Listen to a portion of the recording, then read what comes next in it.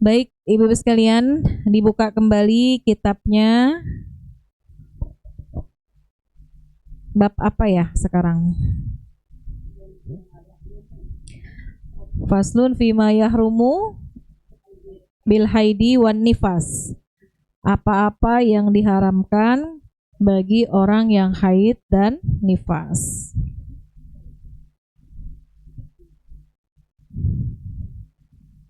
Udah ketemu?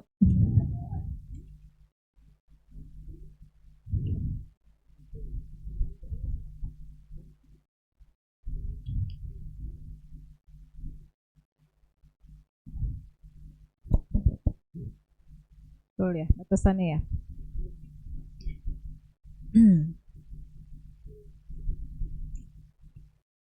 Kita baca sama-sama ya. Bismillahirrahmanirrahim. Faslun fima yahrumu bil haidi wan nifasi wa yahrumu bil haidi wan nifasi samaniyatu asya'a as-salatu was-sawmu wa qiraatul qur'ani wa massul mushafi wa hamluhu wa dukhulul masjidi wa tawafu wal wat'u wal istimta'u bima baina surrati war rukbati wallahu alam bissawab.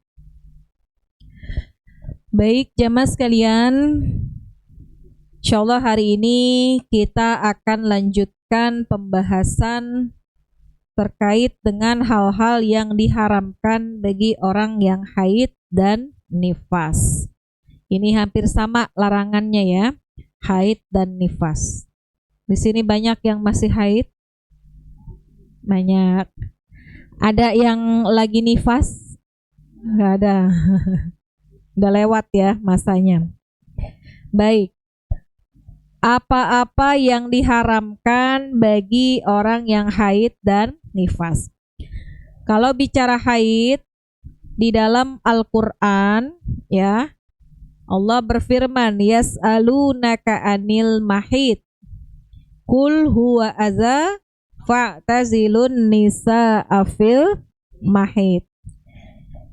Kalau ada yang bertanya apa itu haid ya, darah haid itu adalah penyakit, maka jauhkanlah wanita ketika ia sedang dalam haid ya.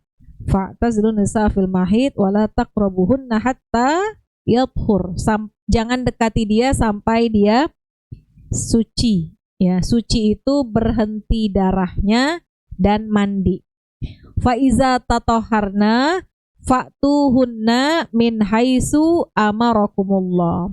Kalau udah suci, maka datangilah sesuai dengan apa yang diperintahkan Allah. Nah, maka haid ini merupakan bagian dari kodrat perempuan. Ada beberapa pekerjaan yang bisa dikerjakan laki perempuan. Ada beberapa yang cuma menjadi ketentuan Allah ditetapkan bagi perempuan doang. Kalau kita bicara masak bisa nggak dikerjain sama orang laki? Bisa, orang laki bisa, orang perempuan bisa. Bahkan chef-chef yang handal itu kebanyakan orang laki ya. Chef-chef yang jago masaknya. Koki-koki tuh yang topinya tinggi tuh. Nah, itu biasanya laki-laki. Nyapu, ngepel, nyetrika, nyuci baju, perempuan doang apa bisa dikerjain sama laki? Bisa. Dan sebenarnya ibu ya, tugas kewajiban itu bukannya semata-mata di orang perempuan, ya. Belanja ke pasar itu sebenarnya juga kewajiban orang laki. Makanya kalau orang-orang di Arab, ya, yang belanja ke supermarket itu laki-laki, bukan perempuan. Di sini apa? Oh, dulu. Iya. Iya, emang sebenarnya gitu ya, yang belanja cabe, bawang itu memang orang laki, tapi sekarang tahun 80. Berarti 40 tahun yang lalu. Sekarang udah orang perempuan gitu ya. Nah, itu bisa dikerjain orang laki, orang perempuan, tapi ada beberapa hal yang nggak bisa terjadi sama orang laki-laki. Apa diantaranya khususannya? Hamil.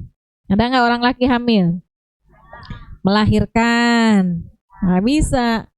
Menyusui, ya, haid, nifas, tuh itu kerjaannya orang perempuan. Dan itulah salah satu yang menjadikan kenapa Allah memuliakan orang perempuan.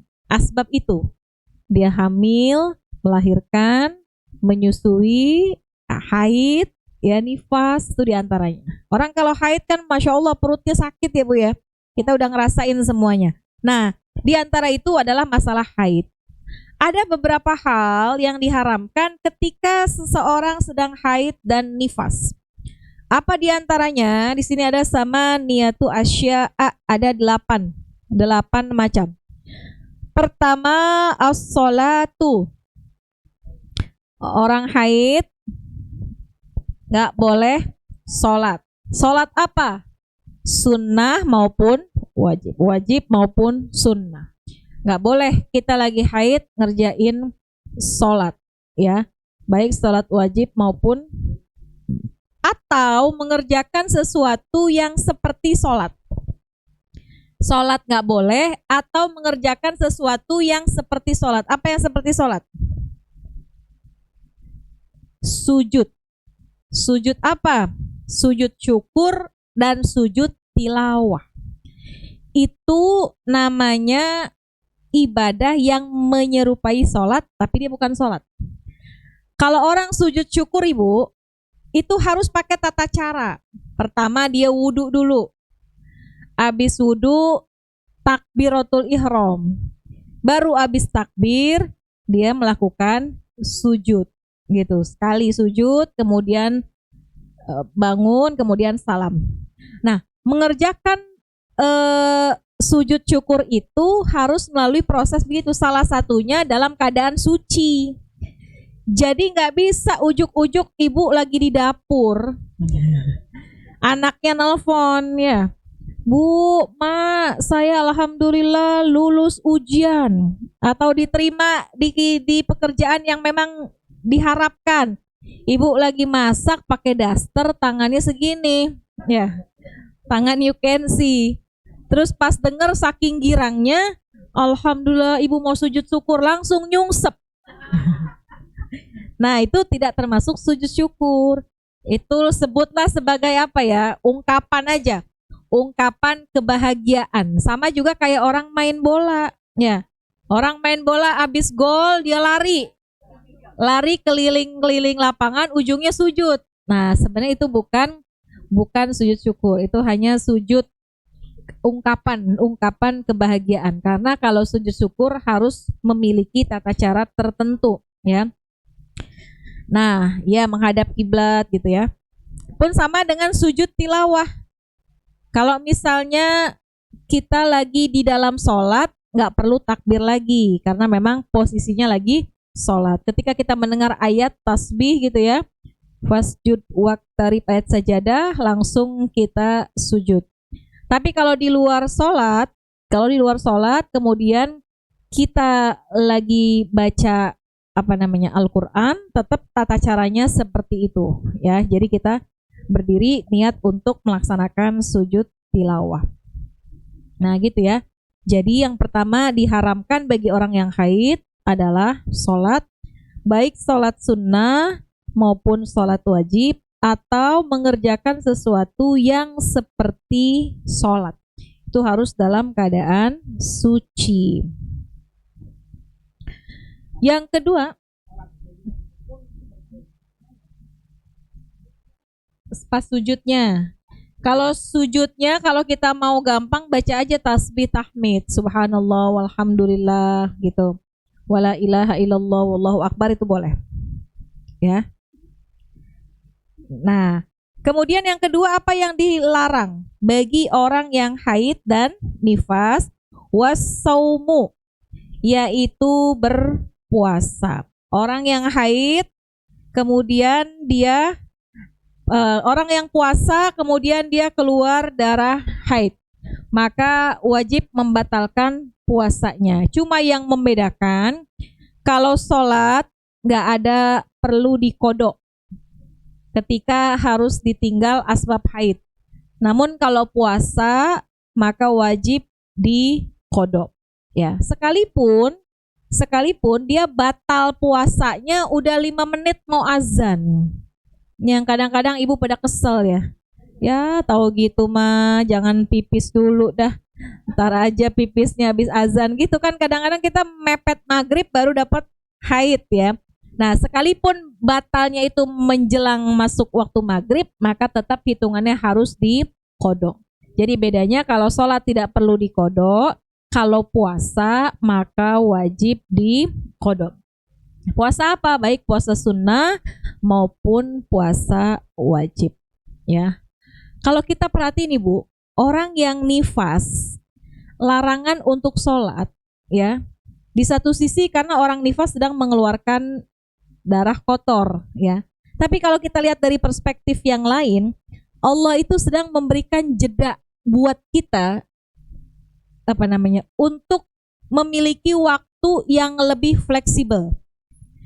Bayangin Ibu, orang yang baru melahirkan ya, dia punya kebutuhan waktunya lebih tinggi ya.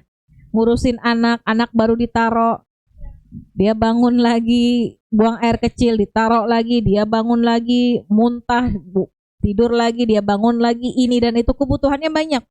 Allah suruh buat ibu-ibu yang baru melahirkan untuk istirahat sejenak.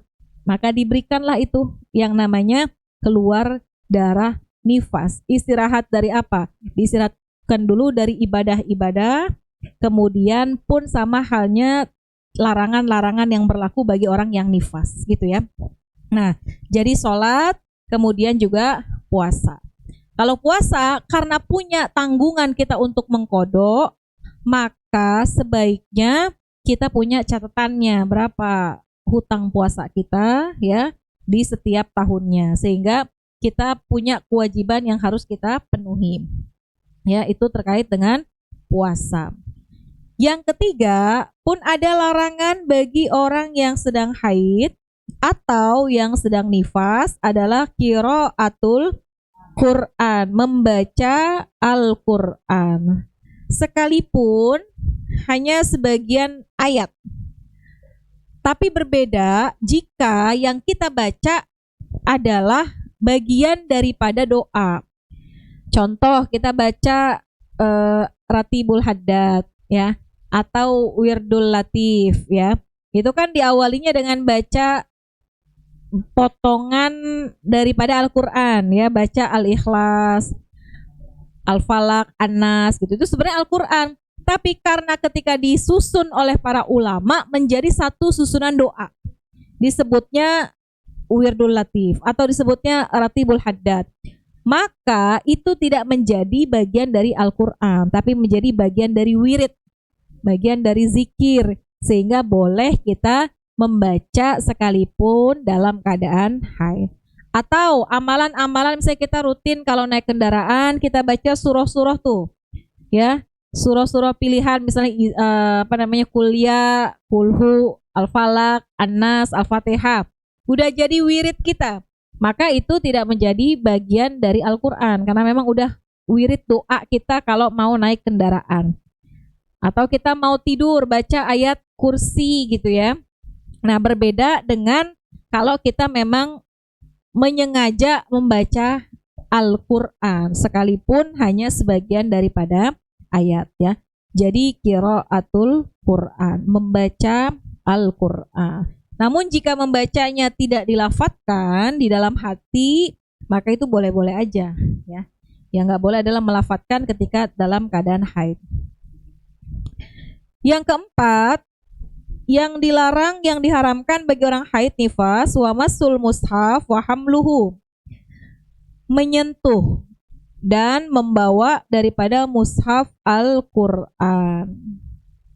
Mushaf Al-Qur'an tidak boleh dibawa, tidak boleh disentuh bagi orang-orang yang sedang haid atau yang sedang nifas. Kalau tiba-tiba kita ngelihat Al-Qur'an tergeletak di bawah misalnya, ya, jatuh, gimana? Kita dalam keadaan haid misalnya, maka ada dua cara diantaranya. Pertama, kita alaskan pakai sesuatu, ya, seperti pembatas apa misalnya kain atau apapun sesuatu. Kalau nggak ada sama sekali, kita taruh aja buku di atas Al-Qur'an, kita niat mengangkat bukunya, gitu.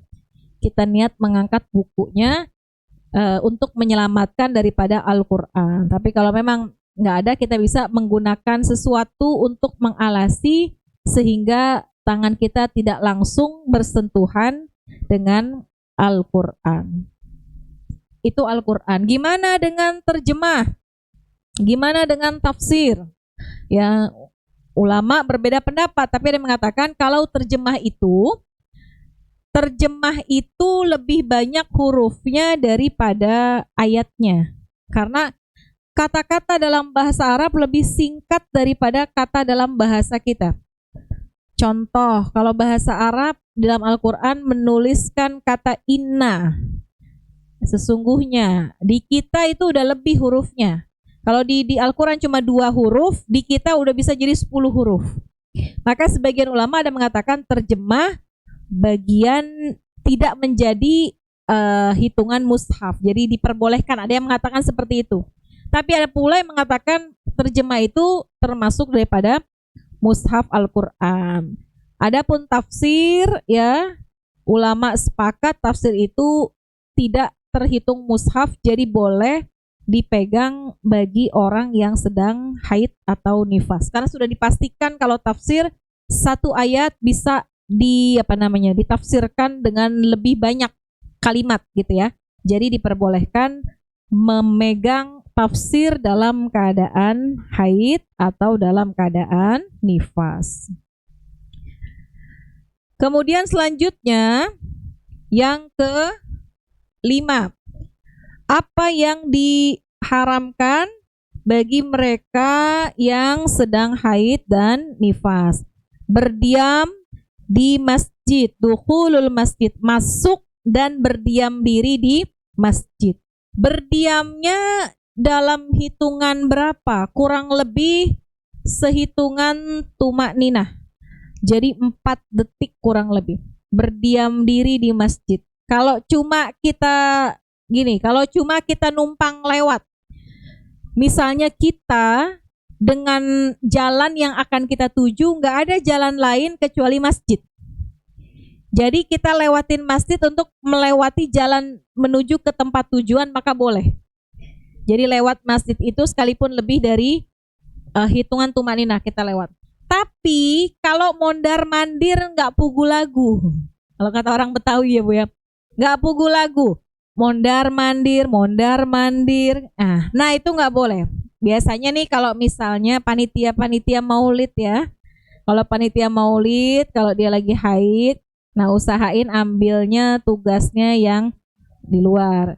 Kalau misalnya dia mondar mandir, tar ke sono, tar ke sini, masuk lagi, mondar mandir itu dihitung seperti berdiam, gitu.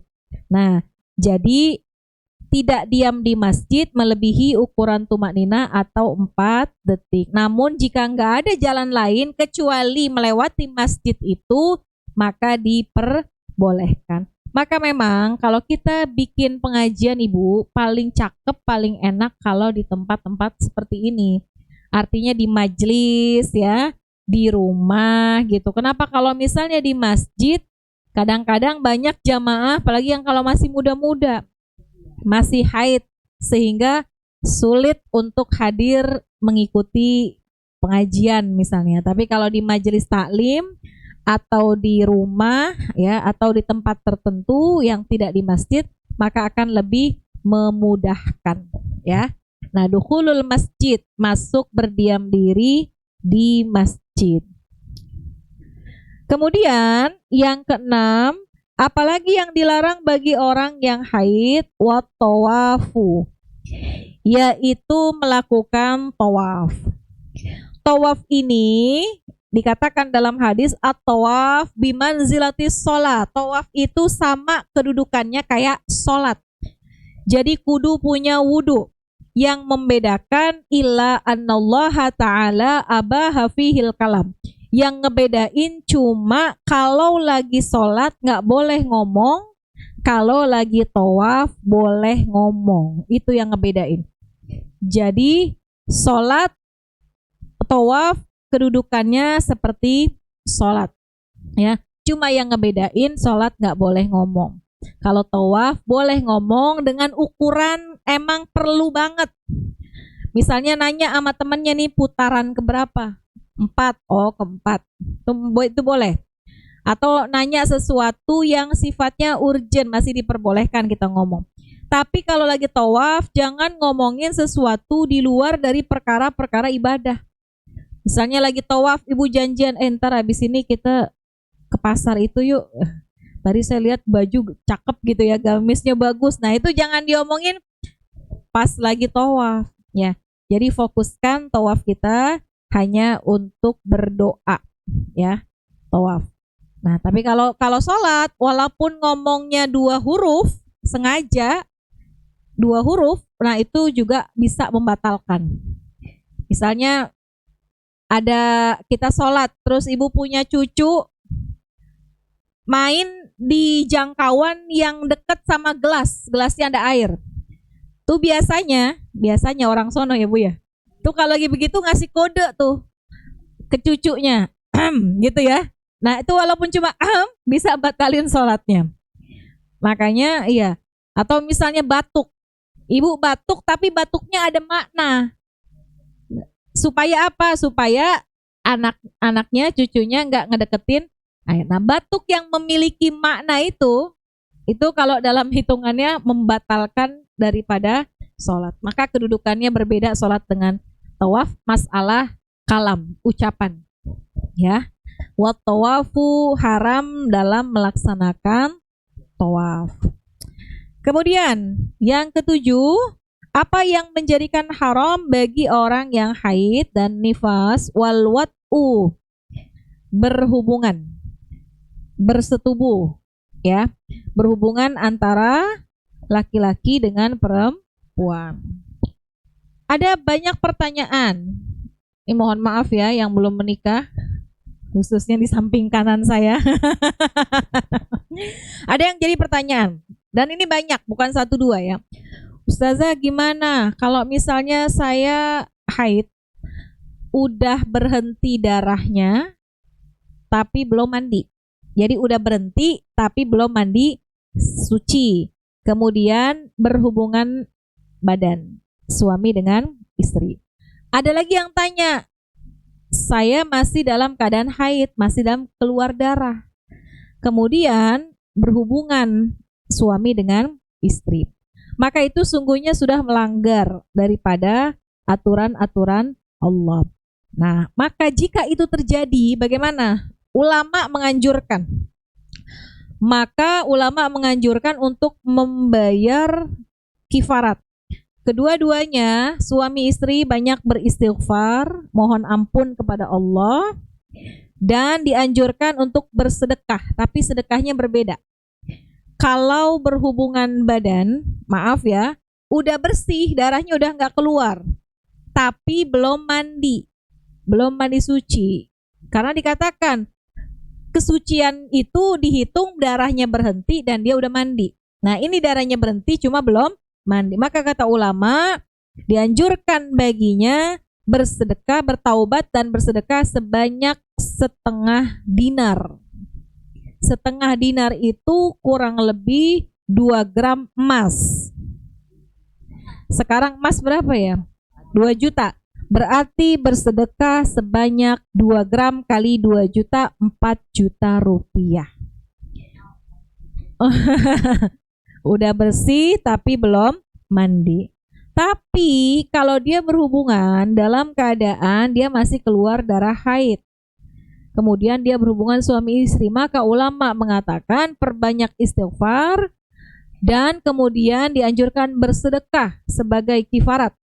Berapa sedekahnya? 1 dinar. Kalau tadi setengah, karena udah bersih, cuma belum mandi. Kalau ini darahnya masih keluar, dia berhubungan. 1 dinar kurang lebih 4,25 gram. Berarti kurang lebih 8 juta rupiah. Iya. Orang susah boro-boro, berarti ya jangan melakukan itu. Jangan dikerjain. Dan ini juga bukan akhirnya menjadi ya udahlah karena kita banyak duit gitu ya, nggak apa-apa lah kita langgar aja. Itu juga bukan menjadi seperti itu. Artinya jika akhirnya terpleset ya melakukan perkara-perkara seperti itu, maka anjuran ulama adalah seperti itu. Dia bersedekah dan mengeluarkan kifarat sesuai dengan keadaannya ketika itu ya. Paham ya Bu ya? Insya Allah. Nah, yang terakhir wal istimta bima baina surrah warukbah. Yang terakhir yang diharamkan adalah bersenang-senang, istimta, dengan sentuh menyentuh anggota badan baina surrah warukbah, antara pusat dan lutut. Kalau yang tadi jima sampai berhubungan, bersetubuh. Kalau yang ini istimta, cuma bahasanya seperti bercumbu gitu ya, bersenang-senang, nggak boleh di antara baina surrah warukbah, di antara pusar dan lutut. Nah, Rasul pernah ditanya oleh seorang sahabat, apa yang diperbolehkan bagi orang yang istrinya sedang dalam keadaan haid? Kata Nabi, ma fauqal izar. Yang diperbolehkan adalah apa yang ada di atas sarung. Maksudnya apa? Bersenang-senang tadi, istimta tadi diperbolehkan kalau pakai alas gitu. Nggak bersentuhan kulit dengan kulit. Paham ya Bu ya? Ya. Selimut ya, mungkin selimut lebih tepatnya. Izar tuh sarung, kain sarung gitu. Jadi dengan menggunakan kain sarung. Paham ya? Nah, itu kita nggak usah bahas lebih mendalam, intinya seperti itu. Nah, itu terkait dengan larangan bagi orang yang haid. Jadi kita harus memperhatikan mana-mana yang diperbolehkan dan mana-mana yang tidak diperbolehkan bagi mereka yang sedang masuk masa haid ataupun masa nifas. Jadi sholat, puasa, bedanya sholat nggak perlu dikodok, puasa perlu dikodok. Baca Al-Quran, ya, menyentuh dan membawa mushaf, masuk ke masjid dan berdiam di dalam masjid. Jika mondar-mandir dihitung sebagai berdiam. Jika memang tidak ada jalan lain kecuali melintasi jalan itu, maka diperbolehkan. Kemudian melaksanakan tawaf, bersetubuh dan istimta. Insya Allah nanti kita lanjutkan hal-hal yang membatalkan bagi orang yang junub dan bagi orang yang hadas kecil. Baik. Kalau bersin nggak batal, karena bersin itu sesuatu yang nggak bisa kita kendaliin, ya. Jadi kalau kita lagi sholat bersin, gitu kan. Kadang-kadang kita kalau bersin tuh kita kebentuk kalimat tuh ya, hacim gitu ya. Ya nggak apa-apa. Bersin itu sesuatu yang memang nggak bisa kita kendaliin. Berbeda dengan nguap, Ibu. Kalau nguap, kalau memungkinkan ditahan, kita tahan. Kalau memungkinkan, jadi Ibu pengen nguap lagi sholat. Kalau memungkinkan ditahan, kita tahan. Tapi kalau batuk, kalau bersin, sedikit mangap. Iya, iya nggak apa-apa. Cuma kalau misalnya bersin dan batuk itu udah sesuatu yang memang nggak bisa ditahan.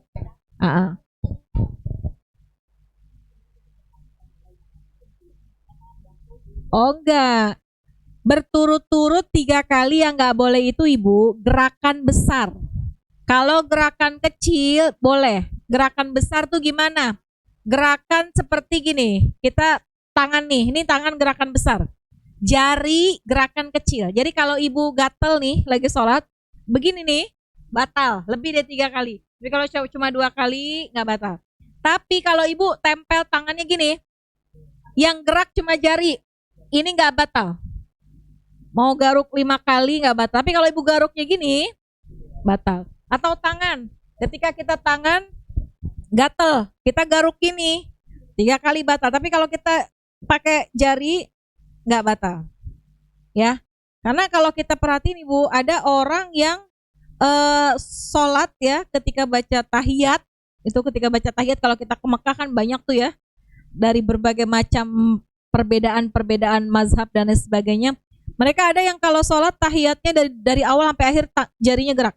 At-tahiyatul mubarakatus sholawatut thayyibatulillah gitu. Ada yang pas lempengan Allah aja. At-tahiyatul mubarakatus sholawatut thayyibatulillah turun. Assalamualaikum ayuhan nabi rahmatullah. Assalamualaikum wa ala ibadillahis shalihin asyhadu an la ilaha illallah asyhadu anna muhammadar rasulullah. Ada yang begitu. Kalau kita kan ketika baca syahadat aja sampai akhir. Jadi kalau gerakan kecil nggak batal. Apalagi bersin. Bersin tuh bukan gerakan. Tuh bersin respon dari dalam tubuh. Jadi tidak membatalkan sholat. Gitu ya. Allah. Kecuali ibu ngejawab bersin, nggak usah. Ada orang sampingnya bersin, Hashim, ibu nggak usah. Yarhamukallah. Nah itu batal. Ya. Jadi kalau itu nggak usah kita jawab. Pun kalau ada orang yang masuk Assalamualaikum gitu ya. Nah ibu nggak usah jawab Waalaikumsalam. Nah kita lagi sholat. Walaupun menjawab salam itu wajib, tapi kalau lagi sholat maka keadaannya berbeda. Ya. Oh, baik.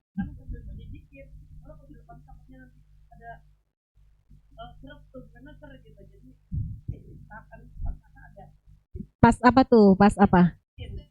Oh. Jadi agak nahan.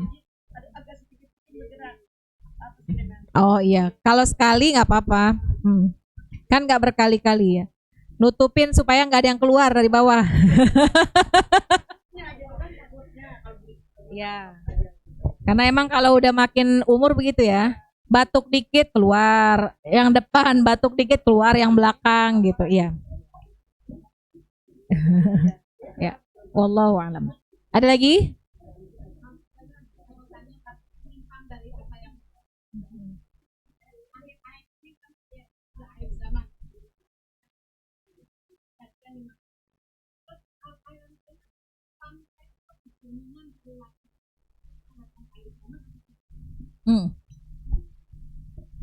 Di antara tanda akhir zaman, di antaranya banyak sekarang ya, udah tampak banyaknya apa namanya, yang melahirkan budak ya, majikan yang melahirkan anak budak karena orang laki-laki menyetubuhi dia punya asisten, punya anak, majikan melahirkan anak budak.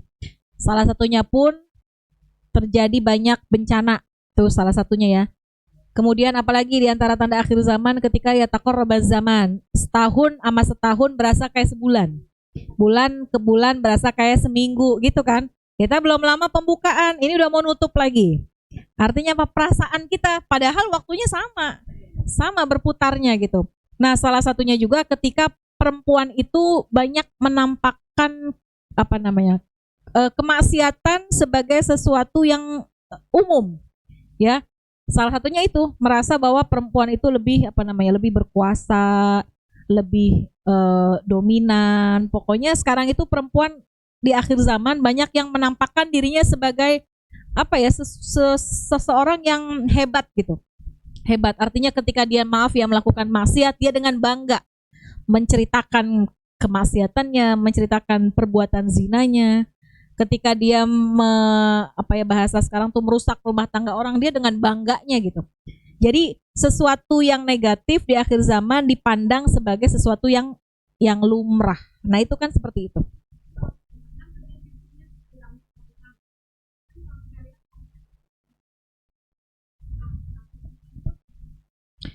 hilangnya Al-Quran nanti mendekati akhir zaman. Memang banyak orang yang hanya sekedar tahu, sekedar hafal, tapi tidak mengamalkan daripada Al-Quran, gitu.